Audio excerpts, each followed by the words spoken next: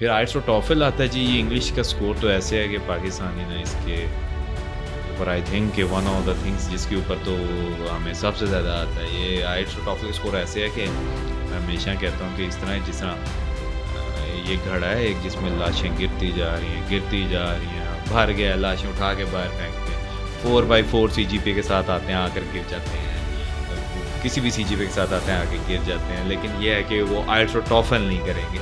देखिए अगर कोई कह रहा है आइट्स और टॉफल नहीं रिक्वायर, तो आगे एम्बेसी आजकल फिर आपको पता यानी इन केस अगर किसी प्रोग्राम में रिक्वायरमेंट नहीं भी है तो फिर भी आपको करना चाहिए कंपटीशन। आपको जरूरत पड़ेगी जी।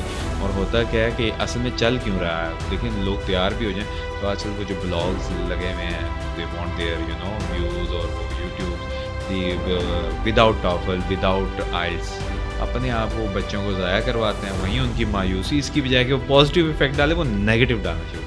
तो देखिए मुझे पता है इट्स वेरी एक्सपेंसिव, तो आई थिंक 60,000 तक पहुंचा हुआ है आइल्स का, तो बड़ा एक्सपेंसिव है और इट्स डिफ़िकल्ट। देखिए आप जब पूरी यूनिवर्सिटी में पढ़ते हैं आपको पता है उधार पैसे एक दोस्त से लेकर समोसे खाने हैं। आजकल समोसे भी 500,000 के आते हैं। कोशिश करें, आपके पास 4 साल है, इकट्ठे कर लें, निकालें पैसे। देखें आपको रास्ता पता है, आप सिर्फ एक आइल्स और टॉफल की वजह से बैठे। मैंने बताया दुनिया में हर जगह, मतलब वो क्या है, हमें सवाल आता है ना अक्सर कि मेरी जी 2 CGPA है तो हो जाएगा, या 4 CGPA तो हो जाएगा। तो यकीन करें आपकी 2 से लेकर 4 तक कोई भी CGPA तो हो जाता है, सिर्फ और सिर्फ आप रिक्वायरमेंट्स पूरी करें। देखिए ये अगर आइल्स और टॉफल रिक्वायरमेंट है, इसके ऊपर ये नहीं होना कि आपका 7 बैंड है, लो जी 5 नंबर ज़्यादा हैं इस वक्त, आपका 8 बैंड है 10 नंबर, ये रिक्वायरमेंट है। आप रिक्वायरमेंट नहीं पूरी करें तो आप भाई ख़त्म हो रहे हैं। अच्छा, मुझे लगता है एक और चीज़ ये भी होती है कि आमतौर पे लोग इसको लेते हैं कि जी अच्छा मैं बहुत अच्छी अंग्रेज़ी बोलता हूँ, मेरा आइल्स का स्कोर अच्छा आएगा, या मेरे से अच्छी अंग्रेज़ी नहीं बोली जाती तो शायद नहीं आएगा। बट आई थिंक कि ज़्यादा इन्हिसार इस चीज़ के ऊपर भी होता है कि आपकी प्रिपरेशन कितनी है उस एग्ज़ाम के लिए। It's an exam like many other exam, अगर आप उसकी तैयारी के बगैर जाके बैठेंगे तो definitely your chances of success are very slim. जी, इसकी मैं एक टिप दे सकता हूँ इसी बात से, एक बड़ी अच्छी।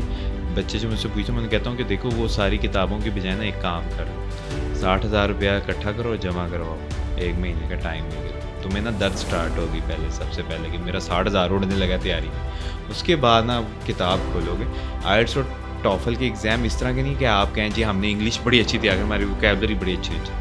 ये इस तरह के एग्ज़ाम है कि जो आपने इंग्लिश, जिसने बैचलर्स किया हुआ पाकिस्तान की किसी भी यूनिवर्सिटी से, वो नॉर्मली ये टेस्ट बड़े अच्छे स्कोर के साथ पास करते हैं। सिर्फ और सिर्फ टेस्ट अपने आप को दे, जिस तरह आपने FSC में टेस्ट दिया अकेडमीज़ के साथ, कि आपने वो अकेडमी वाले कहते थे ये जी 1 घंटे का पेपर और 1 घंटे में ही सॉल्व करना है, तो इसी तरह आप भाई घड़ी उठाओ, रखो अपने सामने, वो 5 मिनट में लेते हैं, आप 4 मिनट में करो, उस एग्ज़ाम्स को देना शुरू करो। आपको मैं आज बताता हूँ, अगर आपने 30 टेस्ट ईमानदारी के साथ दिए और आपका 8+ बैंड आया तो पैसे मेरे से नहीं।